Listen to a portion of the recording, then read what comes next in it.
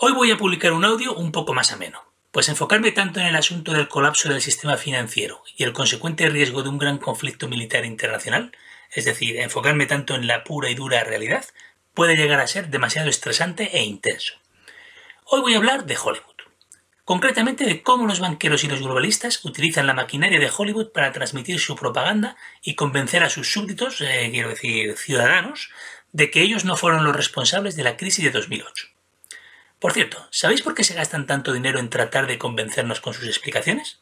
Porque saben que como una tercera parte de la población despierte, ojo, solo una tercera parte, van a tener serias dificultades para seguir dirigiendo el cotarro.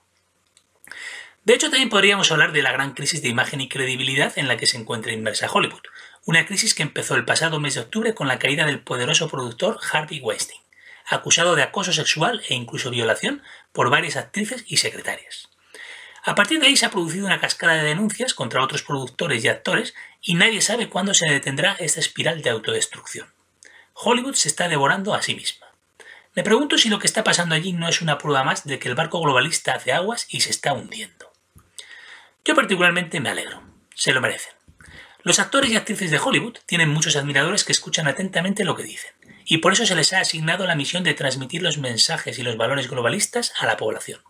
Especialmente la idea de que habría que suprimir las fronteras, un símbolo de intolerancia y atraso. De eso nada. Las fronteras son imprescindibles para proteger a la población nativa de cada país de los flujos migratorios masivos descontrolados y sobre todo de los banqueros internacionales. No deja de ser asimismo paradójico que los mismos actores y actrices multimillonarios que promueven estas ideas anarquistas vivan en mansiones rodeadas por muros de 3 metros de altura. También es curioso que les ofenda la existencia de todas las fronteras y los muros del mundo, excepto el muro que Israel ha construido para encerrar a Gaza y Cisjordania. Ese al parecer no les molesta. Pero centrémonos en el asunto que nos ocupa. Hoy voy a analizar 3 películas: Margin Call, El lobo de Wall Street y La gran apuesta. Margin Call es poco conocida. Es del año 2011 y está protagonizada por Kevin Spacey, precisamente uno de los actores que ha caído en desgracia recientemente tras ser acusado de abuso sexual por un joven de 14 años. En esta película, Kevin Spacey interpreta al presidente de un gran banco de inversión que va a colapsar en pocas horas. Como sabéis, hoy en día buena parte de las operaciones están informatizadas. Las realizan potentes ordenadores basándose en algoritmos. A esto se le conoce como High Frequency Trade. En la película resulta que un analista descubre un error en uno de los algoritmos con el que operan los ordenadores, lo que ha provocado unas enormes pérdidas que en pocas horas se harán públicas y que llevarán a la quiebra al banco, lo que a su vez arrastrará al abismo a muchos otros bancos y empresas. Ya se ve que sin nombrarlo parece que se están refiriendo a Lehman Brothers. A partir de ahí la película se centra en las decisiones que han de tomar los personajes. El jefe, Kevin Spacey, que es el típico tiburón financiero sin escrúpulos, ordena vender el máximo de activos tóxicos antes de que se descubra todo, una decisión que horroriza a sus empleados, que al parecer son unos santos con unos altos valores morales.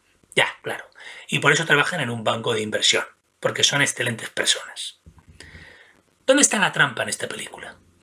La película lleva a los espectadores hacia el terreno emocional, donde se produce una pugna entre el malvado jefe y los honestos empleados que están horrorizados por las órdenes que han recibido de su jefe.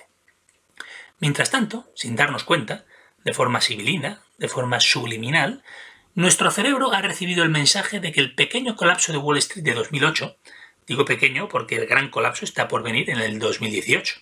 Lo de 2008 fue el aperitivo. Pues eso, que lo de 2008 fue debido a un error informático y que nadie es culpable de lo que pasó. Y como nadie es culpable, sería irracional buscar un culpable. Todo se debió a un lamentable fallo informático. Como mucho, los responsables son los ingenieros informáticos que diseñaron esos algoritmos. ¡Que los ahorquen! Los banqueros internacionales que llevan imprimiendo dinero a lo loco desde los años 70 no tienen nada que ver con la quiebra de sus bancos, y por lo tanto es razonable que Obama ordenara su rescate en 2009.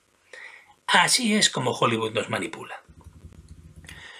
Analicemos ahora El lobo de Wall Street, de 2013, protagonizada por el siempre solvente Leonardo DiCaprio.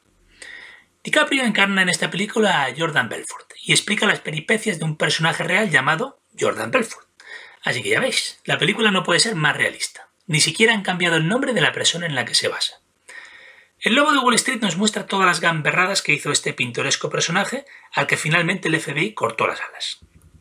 En la película se ve cómo este individuo reclutó a un grupo de perdedores, de losers, y les enseñó a vender productos financieros vía telefónica a la gente, a otros losers. Con este sistema consigue recaudar mucho dinero y engañar a muchos incautos, hasta que el FBI se fija en él y finalmente le detiene. Los espectadores, sobre todo los más jóvenes, se ríen mucho con las aventuras de este estrafalario personaje. Los jóvenes salen del cine satisfechos, porque se han reído un rato, lo han pasado bien. Ahora analicemos qué idea ha introducido Hollywood en sus jóvenes cerebros sin que ni siquiera se hayan dado cuenta de ello. Jóvenes, el sistema funciona. Podéis invertir vuestros ahorros en Wall Street con total tranquilidad, tal y como han hecho vuestros padres en los últimos 40 años. Pues si bien es cierto que de vez en cuando un espabilado se intenta pasar de listo, al final siempre cae. Siempre le cazamos. No es eso lo que yo veo en la película. Lo que yo veo es lo siguiente. Veo un club selecto y cerrado de grandes bancos que operan con total impunidad. Y debajo de ellos veo muchos peces pequeños que luchan despiadadamente entre ellos por las migajas. Estos peces pequeños son imprescindibles para que el sistema funcione. Por eso les dejan existir. ¿Quién era Jordan Belfort? Belfort era uno de esos pececillos que empezó a engordar y a engordar y a engordar, y todo ello con muy pocos medios y sin ningún contacto. Cuando los peces gordos, los grandes bancos, se fijaron en él, ordenaron al FBI que lo destrozasen. Así que ya veis, si no perteneces al grupo de los elegidos, olvídate de prosperar. El juego está trucado. Las cartas están marcadas. La realidad es muy diferente al mensaje de la película. El sistema no funciona. O mejor dicho, solo funciona para los de arriba. Y ahora centrémonos en La gran apuesta, estrenada en 2015, que es la que tiene más enjundia, más chicha. El principio de la película no tiene desperdicio. Una voz en off nos explica que en los años 70 el sector bancario era un sector muy aburrido en el que se ganaba poco dinero, hasta que a un tipo llamado Lewis Rainieri se le ocurrió empaquetar valores con garantía hipotecaria. En inglés, Mortgage Backed Securities. Observad lo taimados que son cuando usan la palabra security, para transmitir al incauto que compra estos productos la idea de seguridad. La voz en off dice: Todo fue muy bien hasta que en 2008 los valores con garantía hipotecaria de Lewis Rainieri mutaron en una monstruosidad que desplomó la economía mundial. Y ni los expertos ni los líderes sabían qué se avecinaba. Quietos parados todos. ¿Veis lo que acaba de pasar aquí?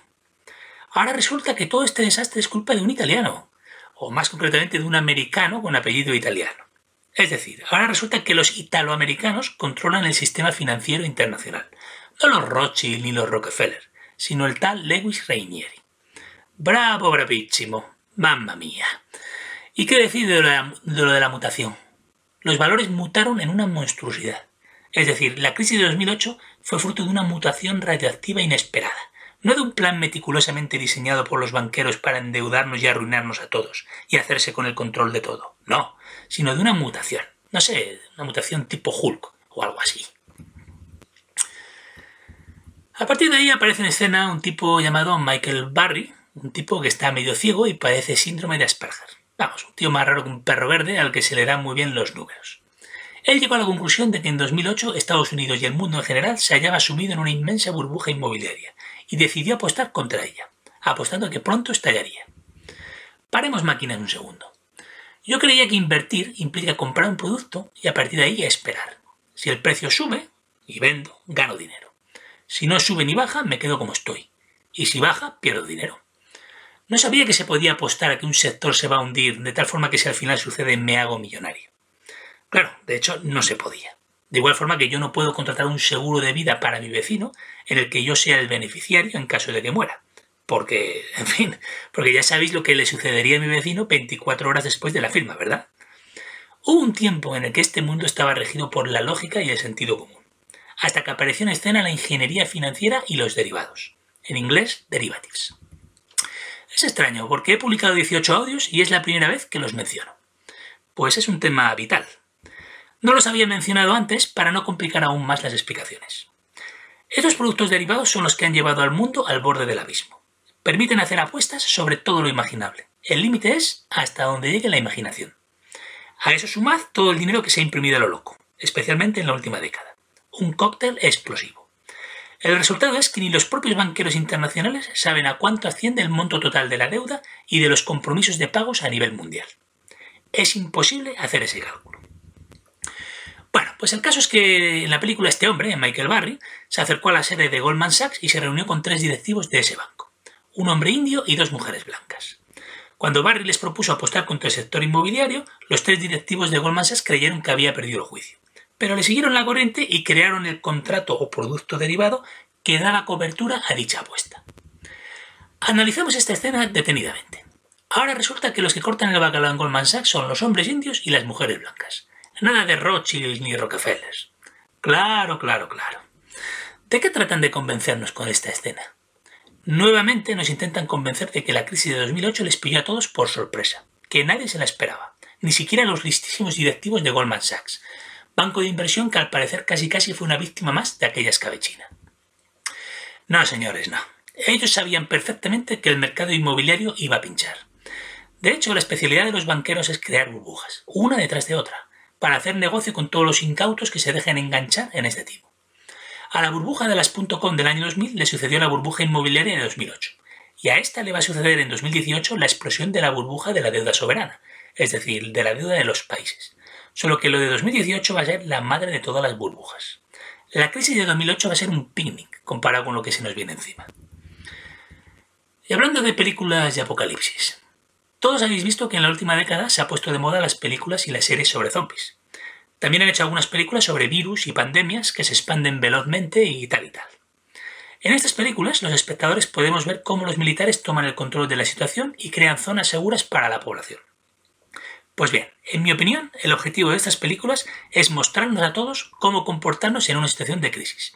Nos enseñan, o mejor dicho, nos condicionan a que en el caso de que nuestras ciudades se suman en el caos, por ejemplo como consecuencia de un ataque de zombies, o más probablemente como consecuencia de un colapso económico, debemos obedecer a los militares, pues ellos son los buenos, ellos son los que van a poner orden de nuevo en las calles. De hecho, ya hay un montón de militares patrullando las calles de París, Londres, Berlín, Bruselas y en todos los aeropuertos de Estados Unidos, para que nos vayamos acostumbrando a su presencia. Quisiera comentar también un extraño pasaje de la recién estrenada Blade Runner 2049. Es una continuación de la magnífica Blade Runner y por supuesto es un bodrio total. El caso es que hay un detective que investiga una pista y va a un edificio donde hay una base de datos que custodia todo el material que se salvó del gran apagón. Se supone que hacia el 2020 hubo un gran apagón en el mundo y toda la información se perdió. No recuerdo las palabras exactas de ese sujeto, pero viene a decir que se perdió esto y lo otro y lo demás allá. Y aquí viene lo interesante.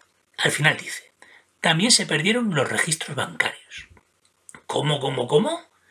¿La élite nos está advirtiendo a los simples mortales que deberíamos saber que existe la posibilidad de que todos nuestros ahorros desaparezcan por culpa de un apagón? Un apagón que además puede ser provocado por un malvado hacker ruso, chino o norcoreano, como ya ha apuntado la CIA en algunos de sus informes. Vaya, qué interesante.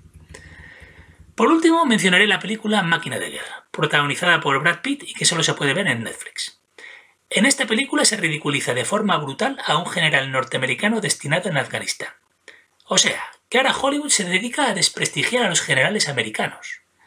¿Os acordáis que en el audio dedicado a Trump y a Hillary Clinton insinué que una facción patriota del ejército norteamericano ha decidido enfrentarse a los neocons y a los globalistas de Washington para impedir que estos locos empiecen una guerra contra Rusia? Ahora los globalistas contraatacan haciendo películas para desprestigiar a estos generales. Me pregunto si la caída del productor Harvey Weinstein no habrá sido una maniobra de estos generales. Señores, la guerra civil en las altas esferas del poder norteamericano ha empezado. Esto promete ser muy divertido.